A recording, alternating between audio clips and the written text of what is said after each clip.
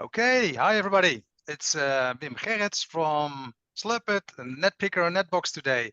We have this workshop organized and I hope you're going to like it. We have a couple of really interesting speakers that we will introduce, but the focus today is going to be on how can you succeed with network automation by using a reference architecture that we have basically tuned and developed, which is now proven, where you can actually get started without the base fundamentals and really have an architecture in place.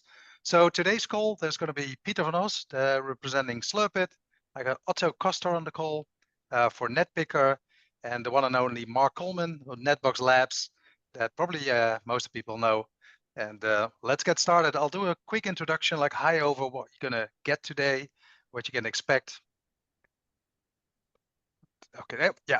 So first slide, what is it that we're trying to solve? Because everybody that wants to start with network automation has like the fundamental issue, like what is my network like? What do I have? So the first step, discovery, and that's what Slurpit is gonna resolve. And Peter's gonna show you this. How can you discover your network and get all of your data and also onboard this into NetBox?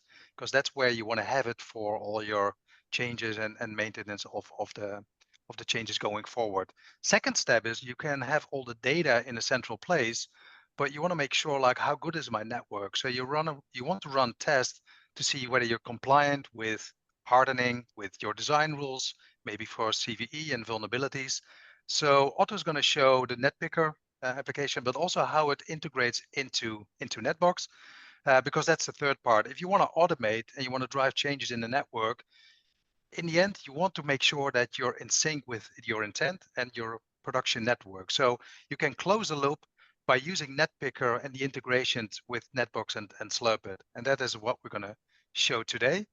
And this is the reference architecture. So Slurpit is doing the device discovery. It's going to parse the data. It's going to onboard that.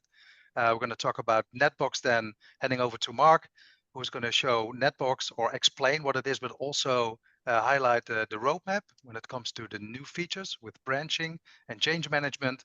And then Otto is going to take over in the demo to actually show how you can use Netpicker to use the data from NetBox and the data from your network devices like configs and stuff to be able to stay in control of the intent and how you're going to do all this in a cool way. So as I said, Peter will explain Slurpit. I'm not going to go over too much here. The integration, the onboarding into NetBox. And Mark, maybe you can already explain a little bit there because you're going to explain on the NetBox application and the new features there.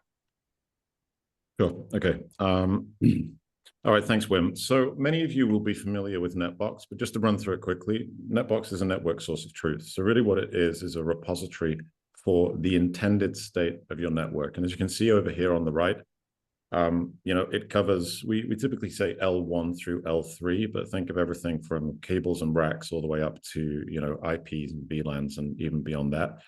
One of the things that NetBox is used for, as we're going to see here today with a few use cases, is to integrate into other systems. So we'll look at a reference architecture, a bit like the Slurpit and Netpicker reference architecture in a moment. But what we see very often is that NetBox ends up being connected into all sorts of other tools. And that's why we have this API and integration first philosophy. There are many other ways to extend both the data model and the UI, but we won't necessarily cover those today. I think what I'd like to look at next is where we see NetBox being used, because that's directly relevant to the use cases we're going to be looking at. As Wim mentioned earlier, we're focusing on automation today, and automation is definitely a huge theme right now. But a lot of people that we speak to are still getting there. And I think what they're starting to understand is that some of the concepts we're going to cover today in the rest of the webinar are essential to getting to the automate stage. So we find down here that 72% of organizations are still in the documenting and modeling stage. So that's when you are, you have a network, you have an empty NetBox, right? You haven't populated your network source of truth yet. And that's where you can use discovery tools like Slurpit to find out what's out there and get it into this controllable state in NetBox that you can use. I'm going to skip over the modeling here, but once you have that view of what the network should be, it's then using tools like Netpicker and Slurpit to figure out, like Wim said, what is the difference between what I think is there and what's actually there. And when you've got that in place, you're in a really good state for doing automation, because what that now means is that you can move to this intent-based automation, which everyone's aiming for, where you can reflect your changes to the network in NetBox first, and then you can test those changes with tools like Netpicker before pushing them out and stay in control of the whole thing. Awesome, awesome. You want to touch upon this already as well, Mark? Yeah, I'll do it quickly. Yeah. Okay, so excitingly, we have a new feature called NetBox branching, which is out at the beginning of September with NetBox 4.1. Now, I apologize for the slightly ugly graphic here, but I think it makes the point. So up until now, all changes to NetBox had to go directly into the main data model, unless you've done some sort of genius like Pieter from Slurpit over here to come up with ways around that.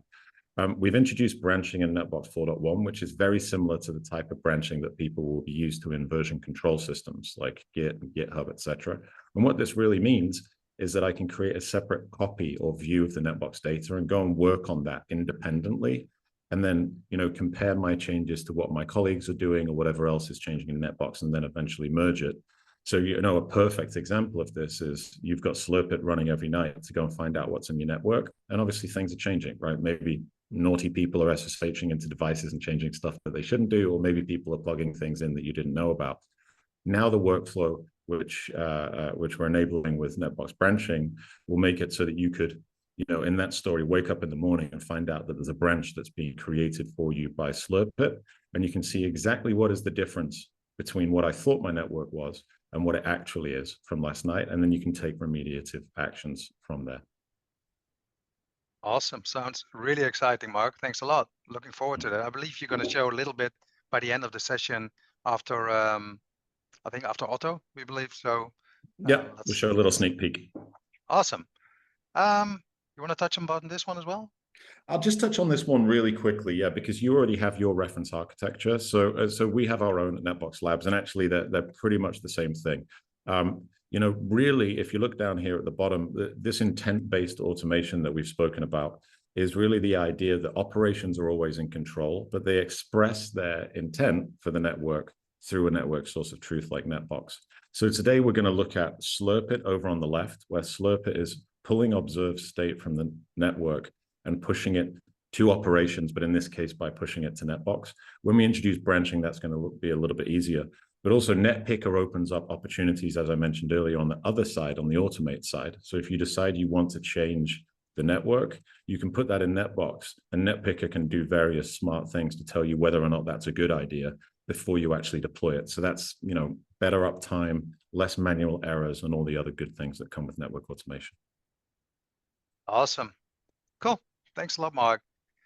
Let me touch upon this slide, but basically, yeah, move to the demo really quick. But I think the step thing is in the whole process of the workshop today. This is the piece what Otto is going to pick up with Netpicker.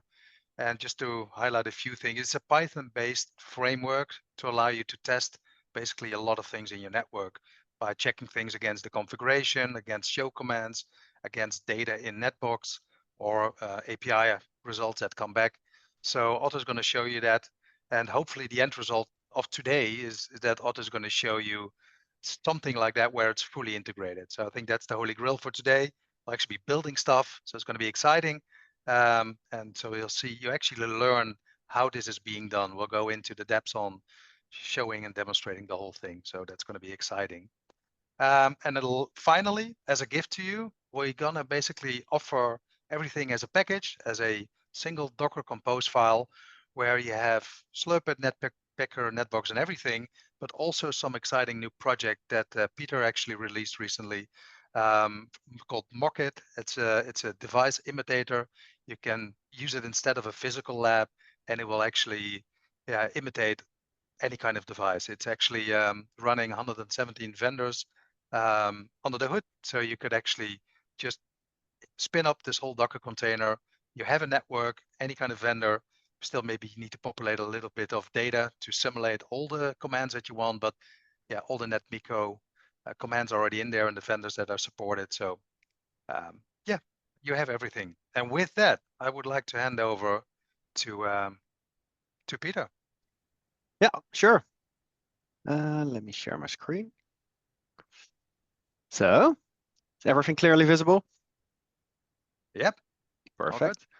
So in today's webinar, I will show you like how Slurpit is set up, what it can do, and what it actually is.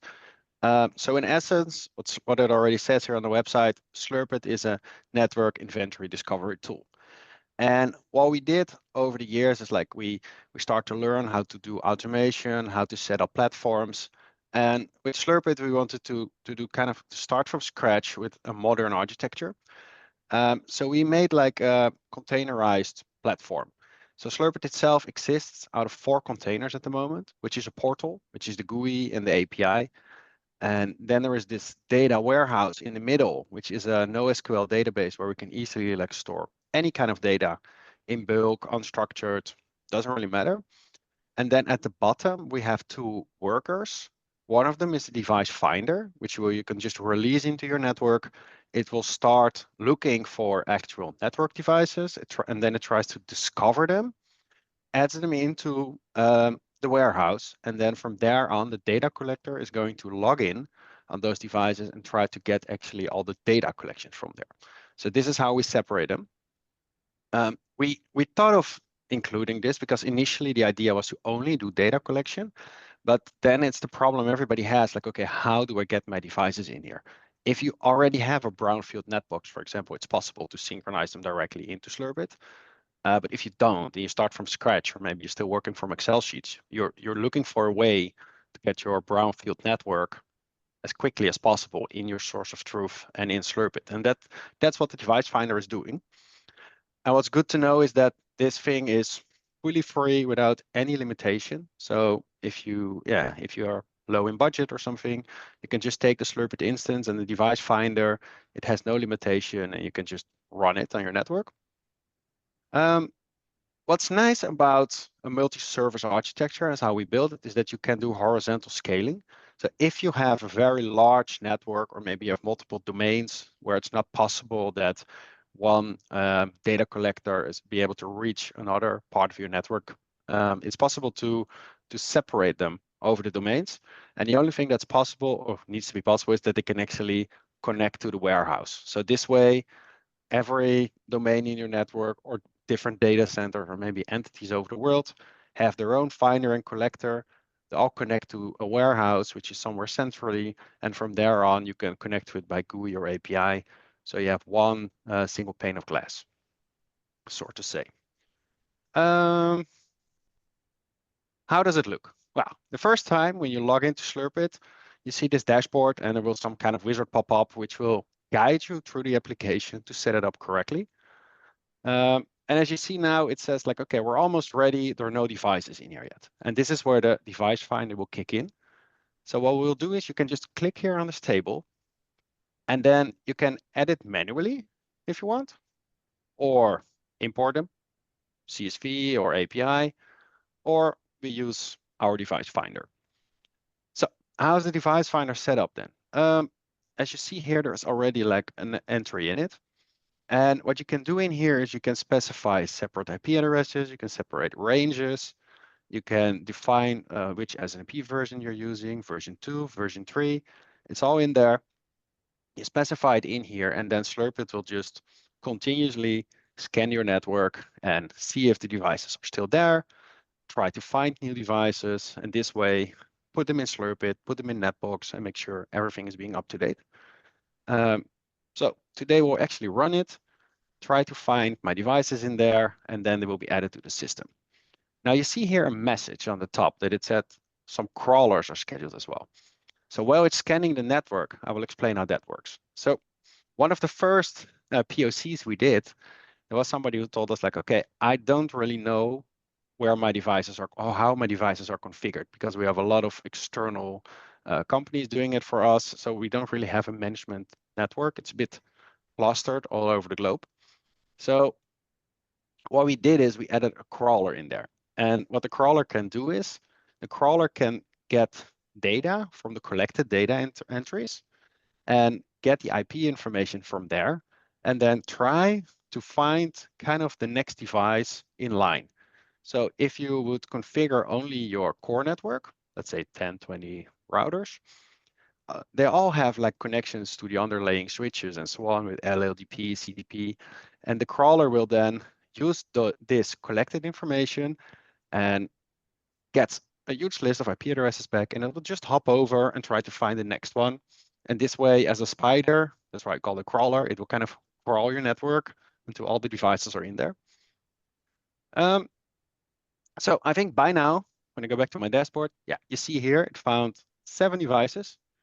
And if you scroll a little bit down, you see here like latest added. So you see kind of in line, like what came in and what's the FQDN of it and so on, some basic things. So they're here. The cool thing about this is now when we find a device, we put it in here, we have some kind of callback mechanism. So the moment you set up the plugin toward NetBox, which you see here, plugin connectivity, oh, my bad. I go here to the settings where you can do this. Here you have the plugin. And in the plugin settings for NetBox, you can also define like what you would like to sync up and down.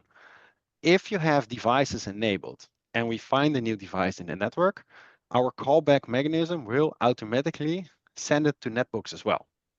So if I go here now to my NetBox sandbox and I do refresh, you will see here in the onboard device section as well that those 7 devices are now here. If I go back here and I would, for example, remove the Arista, so now we have 6 left. Same happens here in NetBox. So everything is like continuously synchronized up and down. Of course, we want all of them. So I launch this again, and you will probably see that in a minute or so, the Arista is added again. So that's for the device discovery part. And this part, as I mentioned before, there's no limitation. It's free. You can download NetBox today. You can sign up for NetBox Cloud. You can set up the Slurpit instance, and everything will work out of the box without a license. But when the devices are in here, now we kind of want to go a little bit further, and we want to start collecting the networking data. And for that, we invented something we call a planning. So why did we call it a planning? Well, in a planning, you define which data you want to collect, how often you want to collect it, for which vendors you want to collect it, and so on. So that's the reason we called it a planning. And if I added my planning in here, you see a couple of basic data. So, okay, for how long would you like to keep the data from the planning? How often should it run? Maybe you say, okay, the ARP table, I want it every 3 hours. Well, my clock or my software version, I want once a day, once a week, once a month. And this you can all fully change. You can use cron-based if you want. You can do daily, weekly, monthly. It doesn't really matter. You're in control when and how often data should be collected from your network.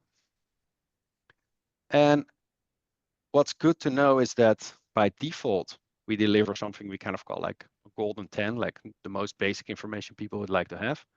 But you can just add your own. So if you miss something here, let's say multicast or ISIS or VRFs, you can just add the new planning, and it's one-on-one linked to the collected data as well. So you add a new entry here, the entry will appear here as well. And when you click here, you will actually see the collected data coming in, and you can just search over it. You can filter, you can, we do some kind of metadata enrichment, which we'll explain a bit later, where we automatically look up the MAC address for you and say which vendor it is, or when it's an IP address, we try to get the DNS. Fortunately, my sandbox doesn't have a DNS server, so you don't see it, but in your network, you will probably see all the registered records in here, which is quite nice because you can search over them. So that's kind of what this is doing. To actually be able to parse the data within the planning, you can specify for which vendors you want to collect it. And we have some training videos where we go a bit more in depth, like how this works, what settings we have, and so on. So I won't, for this webinar, not go too deep in it. I would refer you then to go to our website and sign up for the training videos. But we added some smart things on top where you can specify what kind of data type it is. You see what I explained before about the vendor lookup, or you can create keys where you define when data should be unique. Maybe I go a little bit too far into this. So yeah, I would refer to our videos where we explain into detail like how this works and how you set it up. But the cool thing about it is that you have like historical data this way and unique data. So with unique data, based on the keys you defined, you see like, okay, what's unique over time.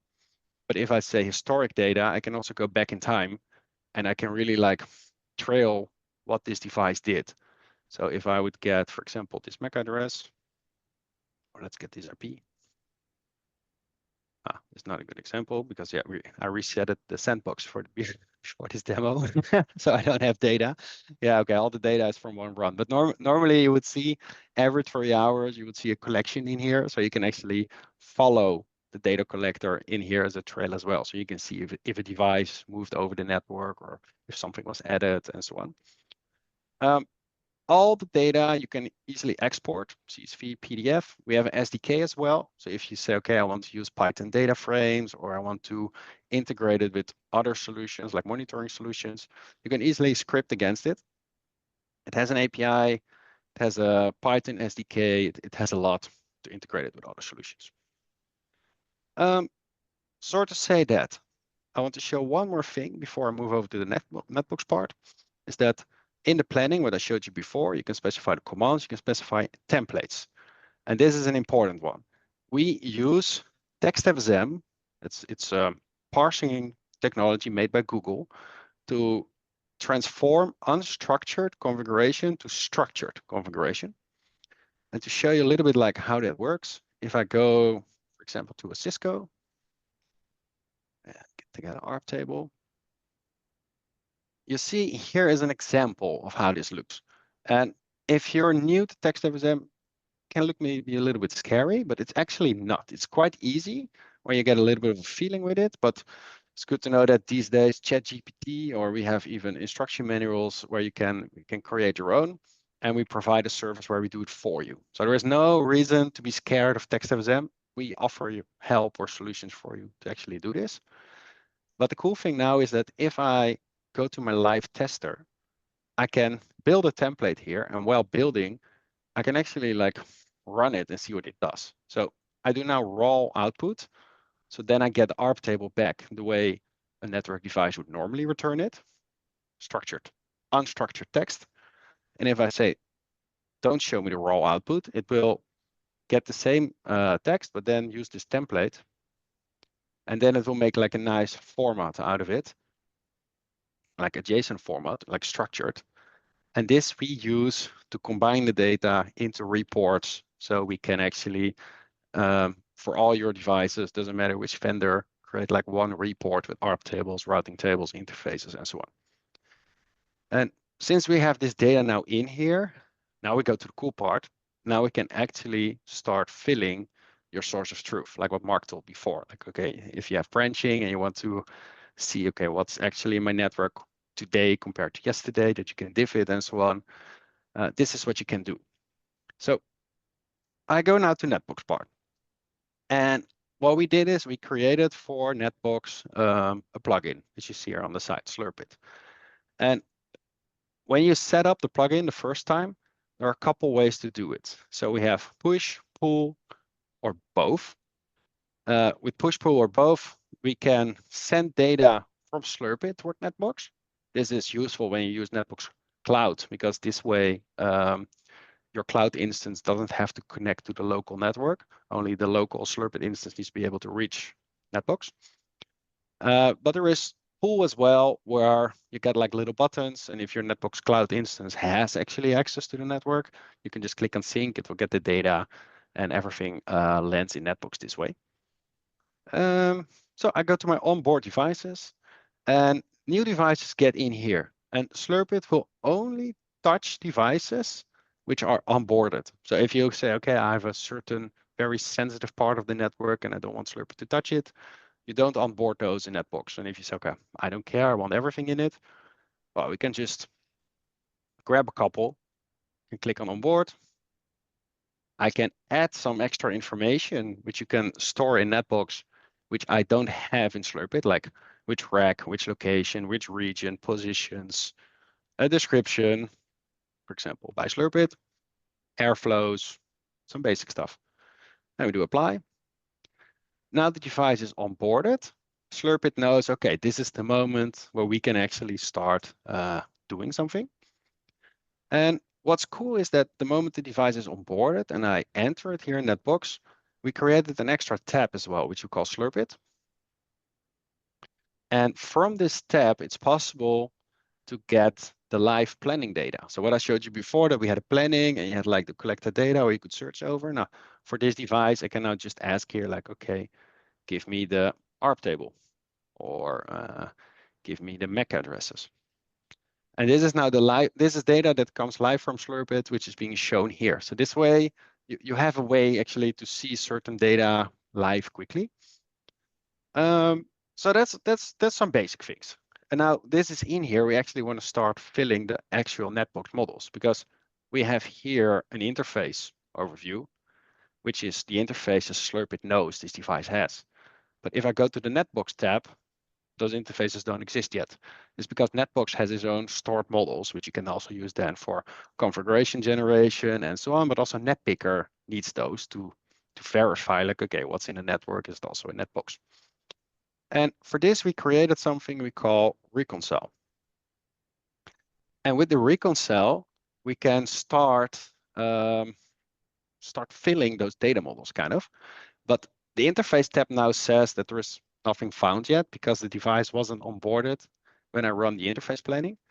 So what I will do, I will go back to Slurpit here. And here is a planning called interfaces. Normally it will run every 3 hours, but you can also manually trigger it. So now it will run for those devices and we will see it slowly starts to get in NetBox. So while that goes, I will explain the other parts. So we have prefixes in here and IPAM as well. And this is actually to get all your IP information in here, your ranges, your addresses. You can get some kind of utilization that you can see how much is used. Since it's a reconcile, you can change the data before you allow it in.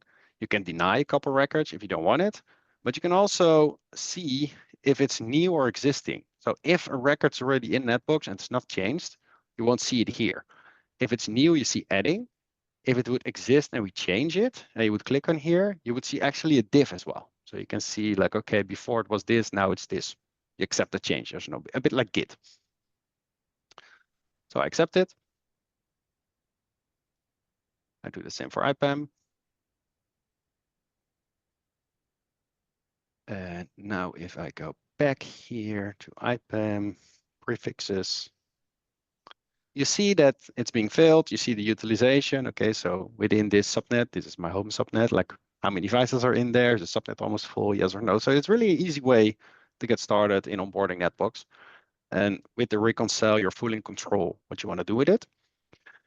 Now there is a little teeny tiny thingy before I will hand over to Otto, is that some data we don't have, but you maybe want to provide it by default. And we call this data mapping.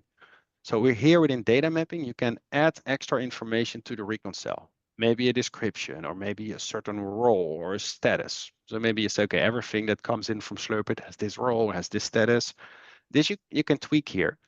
But there is even a possibility to disable the reconcile. So if you say, okay, every IPAM data you find, you don't have to do the reconcile, just add it in the system. Then you check this off and it will just be automatically added. And it's the same for interfaces and prefixes. So you can fine tune the data a little bit. Okay, so now we have the prefixes in here and the addresses in here. You can see the utilization. So you can, like in an easy way, keep everything up to date. You can see like how stuff is filled and so on. As you see here, this is my home network. So yeah, it has a bit more utilization than the other ones. But this is a very easy way to keep NetBox up to date and that you can see what's going on in your network. Now, I will hand over to Otto. And what Otto is going to do, because if you want to know what's in your source of truth is if it's actually the truth, because Slurpit will put data in there, but you always have colleagues or other people who can also like manipulate things in there or add records and so on. And what you can do with Netpicker is actually you can start validating of what's in NetBox if it's what it should be. So is it really in sync with your network? So Otto, I hand over to you. Yeah, sure. So hi everybody, I'm Otto Coster. I'm the product lead of the Netpicker product. And with my team, we are trying to create the best network testing platform. And it's all Python based. And Python is our choice of language because it's very popular in the networking community. It's easy to learn and it's very powerful. So this is our website. So you can see with Netpicker, you can test design, security, compliance of your network. It's very flexible. It's also really useful to, for example, integrate with a source of truth like NetBox. So in terms of use cases, you can use it for either security hardening, regulatory compliance checks, or even design-based validations. And like I said, we have a Python testing platform. So that means that you have the freedom to use your own existing Python scripts that you might have laying around to integrate in the compliance checks. But no problem if you are not that familiar with Python, then we also provide in the UI a way to write a test. And we call that a simple test. Under the hood is actually also a Python unit test, but we try to make it as easy as possible to get started with compliance testing. So that's why we provide a UI-based way where you can just, for example, use the output of a show command and then do simple text matches or irregular expressions. And the great functionality about Netpicker is that it provides a way to debug your test against a live device and then in this way make the writing of a test easier. So another way to make writing a test easier is to use our Netpicker network test creator, which is a custom ChatGPT prompt, which uses our documentation from our website to write a correct test for you. And I will show you that a little bit later on. So if you're just starting out with Python or just want a little bit help, it speeds up your workflow quite a lot. So Netpicker comes out of the box with a library for sys hardening for Cisco and some example CVE tests that you can use to get an impression on how to write a test for a vulnerability check. So what I would like to show you here is the application itself. It uses our sandbox environments, which is something that you can try out on our website. Or if you use the gift that we send out after you've watched this webinar, then you can also use the standalone version. And like Slurpit, we offer a free version, which can make unlimited backups of all your devices. And it can run tests for 10 devices. So it's very good starting point for your lab environment to see how it works. It all starts, of course, with a device list. And I'm using this environment, so I've already got my devices in here. But if you don't have that yet, you can add devices in multiple ways, either manually, import them from NetBox, Slurpit, or another system via CSV import. That works pretty easy. I will show you the import from NetBox, for example. So this is my endpoint that I'm using here, which is another sandbox instance of NetBox with some devices already in here. I put in my API key and it will show you that it found 4 devices and you have to provide the mapping here. So we need, of course, an IP address to connect to, and we need the platform. So I've already done that. So I will, once you have a device in here, let me find a Cisco iOS device. You will see here that it has some properties. And what's important for us is that you set up a vault with the SSH credentials, because we use those credentials to log into the device and to run commands on it. And you can set up a vault using this screen where you can set up multiple vaults, and then each device needs to have a reference to a vault. So once you've got that set up, you can test out the connection with this CLI functionality. For example, you can run show command. I'm just running show version right now. So it actually connects to your device in the network on the SSH port, and then it runs that command, and it should return some output back. So you see here, it's a Cisco iOS device.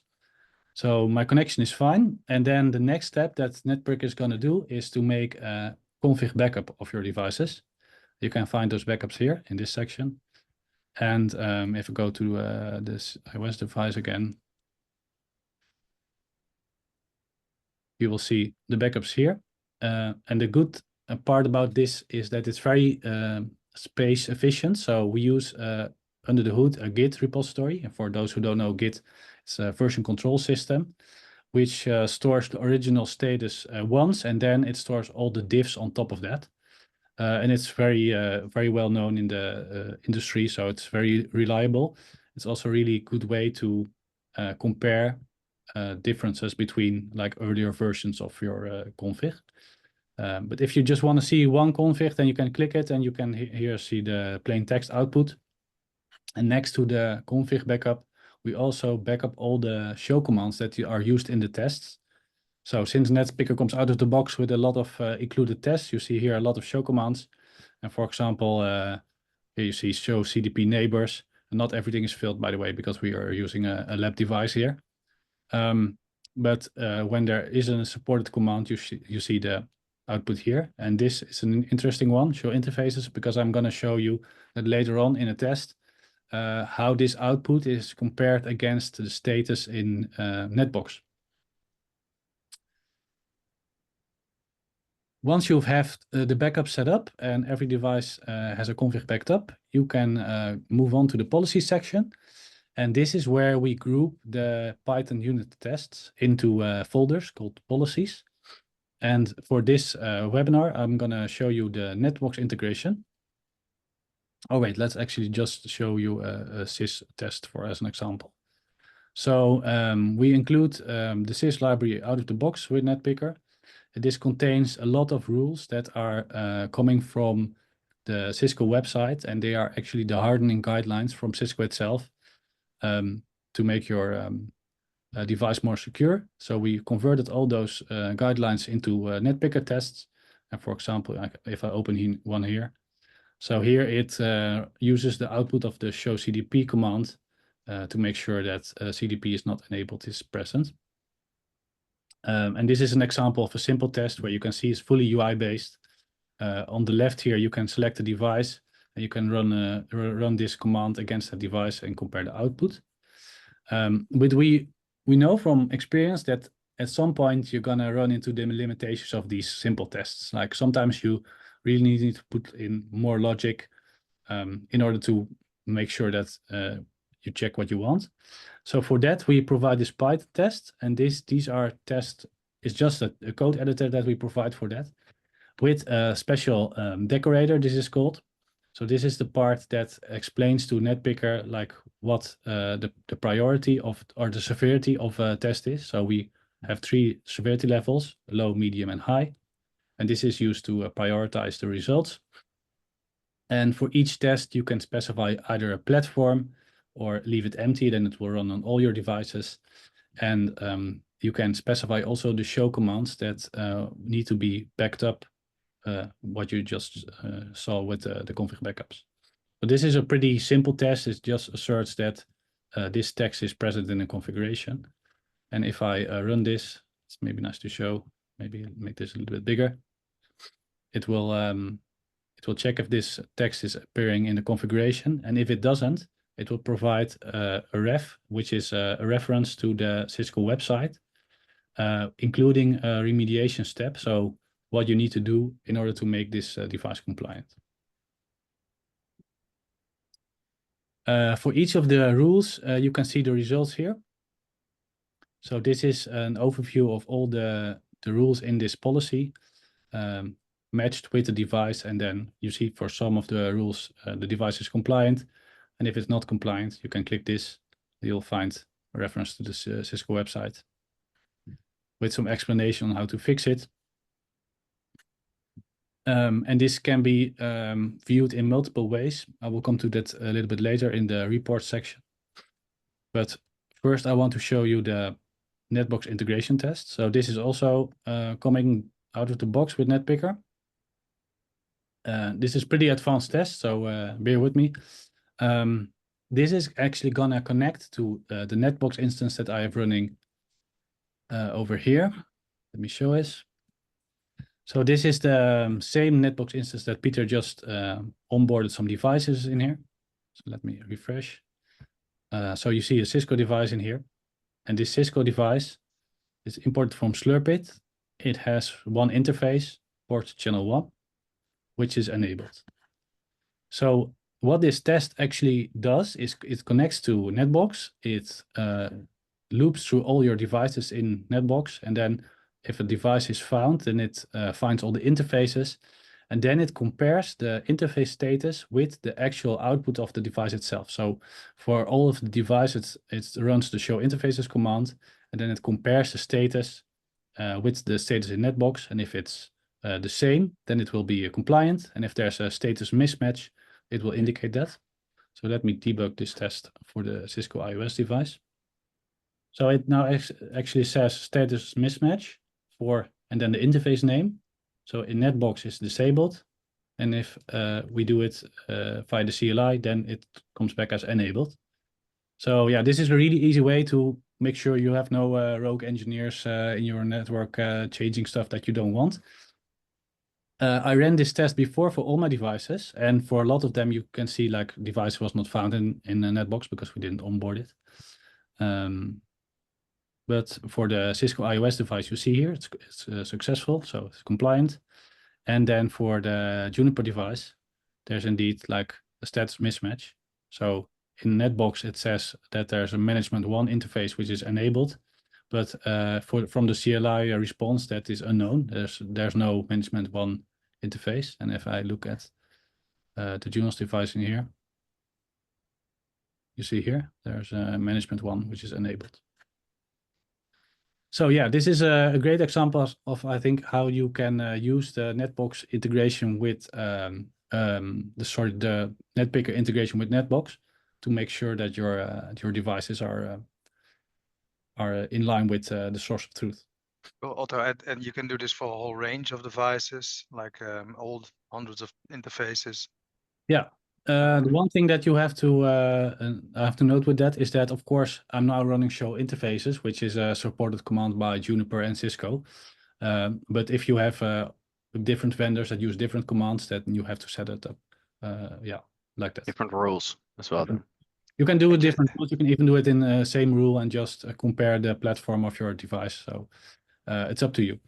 I think this is also maybe a nice way to show you the reports. If I look at the policy and I select my integrations policy, and enable all the options. So you see here, it ran for all my devices. My Cisco iOS device is compliant. All the other ones are not. And since I've put up a medium severity for this test, you see all these orange boxes here. So this is an overview of all your devices against all your rules that you've selected. And if you click one of these... But Otto, can I ask you, I mean, the Cisco was not compliant, we just said. It was just a debugging. It didn't actually run yet. During the test, it was non-compliant, but it was not saved. So this was production run. Okay. I ran this earlier already. So yeah, the Cisco was compliant. So if I would run... Yeah, sorry, go ahead.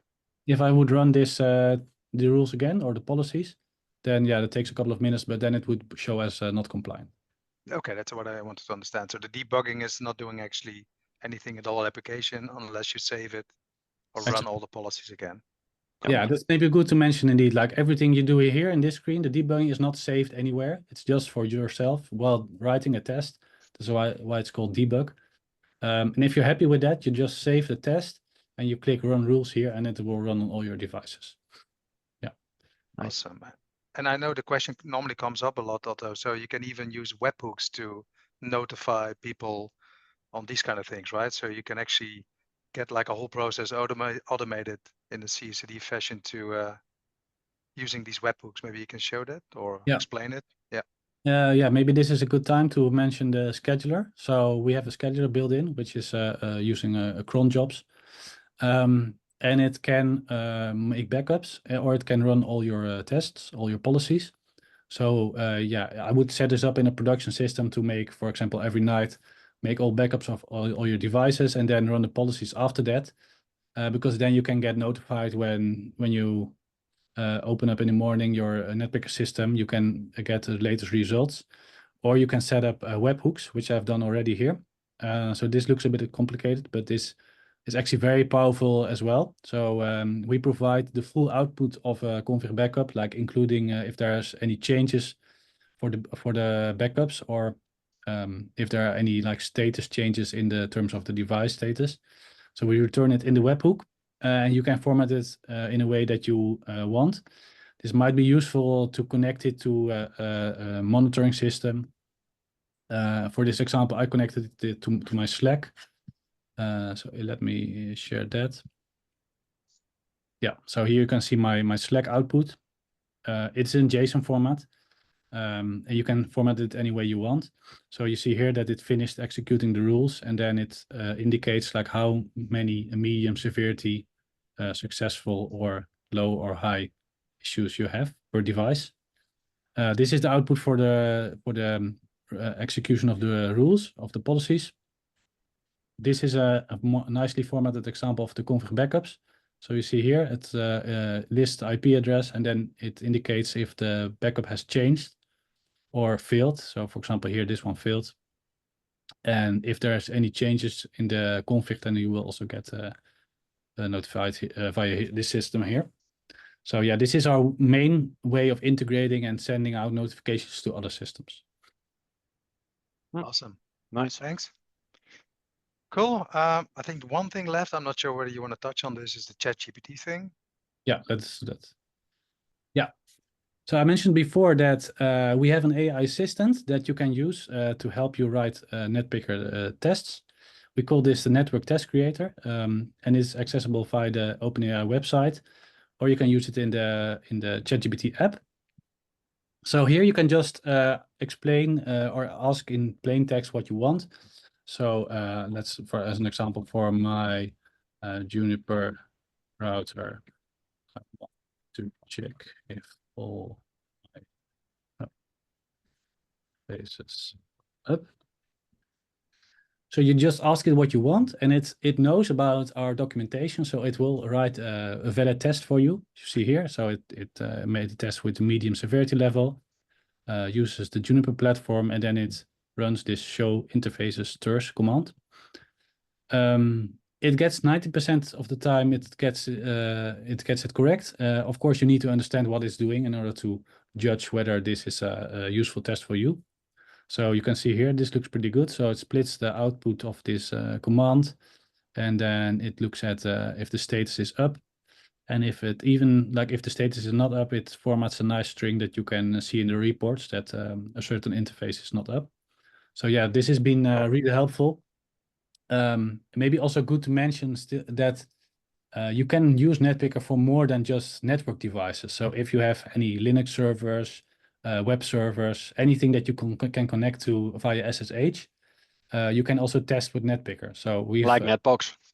Yeah, like NetBox. Hey, Yeah. we might want to change the name, like it's not the Netpicker Network Test Creator, it's just Test Creator, I guess, right? Yeah. Yeah, Test maybe picker. it is. Yeah. Test So picker. Yeah. Yeah. Nice. Looks maybe good, Otto. good to mention last, like I already mentioned, we have a free for life version that includes unlimited backups and testing for 10 devices. So this is really useful if you want to get started with Netpicker. Yeah, maybe to complement that, Otto, so Slurpit has also a free version that allows you to unlimited free scan and have devices found in your network that you can import here into Netpicker. So with both free versions, the basis is covered for finding devices, uploading devices, and then backing up devices. And then the rest of the application functionality for both Slurpit and Netpicker, you can actually already test for 10 devices. That's basically it. Yeah. All right, cool. I think we want to end up with some really cool new stuff that NetBox is doing. Like in Slurpit, we were using the plugin so far that Pieter has shown. And I think, Mark, there's a new functionality coming out with branching where I think anybody can push data into your, I think, diode, that's what you call it, and branch things for even better change management control. So with that, I'd like to hand over to you. Yeah, that's right. So we've been really excited about this feature. You know, actually, before we get to my feature, that ChatGPT thing is extremely cool. I don't know whether I don't know what I'm looking forward to more, Grand Theft Auto 6 or ChatGPT 5, but I guess it's going to get a lot better than 90% over time. You know, as you already see, right, there's lots and lots of systems interacting with NetBox, and you know, in a production environment, it can be many, many more systems trying to write in, trying to read out, also lots of people interacting with it as well. And you know, there are existing things like statuses that you can use in NetBox, but they're not really good enough, right? The chance of somebody stepping on somebody else's toes or editing data that somebody else needs to read or that an automated process is looking at is very high. So, you know, it takes too much discipline. And, you know, in this case, it takes too much work. Like the Slurpit guys, especially Pieter, has just done a ton of, you know, really smart work to make that workflow happen as you see it today. But we think we can take some of that work away for anybody who's integrating with NetBox, who's trying to write data in and read data out. So because of that, we've created 2 new features. I'm just going to talk about one of them today, but it's a family called branching and change management. And it's a little bit like Git and pull requests for NetBox. And what it will allow people to do is to interact with NetBox at scale, whether it's a human clicking around and reading stuff, or whether it's a process doing that, with much more safety, right? Because you're working on a separate version of the data that you have just for you, that you can compare to everybody else's work, and then you can merge it back in, and you can sync, and you can rebase, and all of these things that people are used to if they've used version control systems like Git before. So I'm going to give you a much less fancy demo than the 2 you just saw, but just to give you a little teaser of what this looks like. You'll see a NetBox interface here, right? You should be familiar with this, but there's something different about it. When you've got branching installed, which is available in NetBox 4.1, so that'll be out September, first week of September, so in days at this point. Now we have a branch selector. So I've set up a little, this isn't a real thing. We've still got to get this working with Slurpit, but you can imagine something like this, where you wake up in the morning and you've got your data in NetBox and you're like, well, that's kind of interesting. I've got a new branch here. And this new branch is called Slurpit Discovery Run 0001. So let's go and have a look at what's in there. If I can get my mouse to work. There we go. And what we can see is that some changes have been made in this branch, right? So before you saw this interface where you could do all sorts of fancy stuff around enriching the data and deciding which bits go into NetBox and which bits you want to hold back from the Slurpit discovery runs. A lot of that functionality will still exist because, of course, Slurpit is opinionated about how it does this and it adds a lot of value on top. But this underlying capability now means that you can write things into a branch and then go and have a look at what's the difference. So let's say we ran this discovery run last night. And it's put the difference in here. And the difference is somebody has updated the status on our Amsterdam site object, right? And we can see that there's a conflict here. So it's starting to give you information. You can wake up with your morning coffee and say, well, how's my network changed while I've been asleep? Work through these and decide, oh, is it a problem in the network? Is it a problem in NetBox? So that's just one specific use case. And we expect that branches will become one of those plugins that everybody installs. Like this will become the default way to interact with NetBox. And there are many other use cases coming up, but I just want to say thank you to the Slurpit and Netpicker team for letting me come and show this off today, because it's something we've been working on really hard and we're really proud of it. Awesome. Looks exciting, Mark. So does this mean, Mark, that the reconcile thing I showed would be moved toward the branching plugin? I think there's 2 answers there. I think probably, you know, branching is like a fundamental part of the puzzle, right? You would write it into there so that you have a separation in the data model and you don't have to do much as much magic in the plugin. I think there's also, you know, diode, which we don't really have time to cover today, but that could really help with figuring out what's the difference between what Slurpit is seeing and what NetBox is seeing. So we could just tell the user about those parts. And then, you know, that already removes a lot of the logic that plugin maintainers need to handle. And I think on top of that, you know, then it would be down to Slurpit to decide, what do you want to add on top of that? Like, what additional options do you want to give to the NetBox user? So still focusing on the value that Slurpit brings, but without having to do quite so much plumbing to make that happen in the first place. Yeah, that's cool. Yeah. Is branching also coming to the Python SDK, Mark? Yes. So we're going to get GA out first week of September.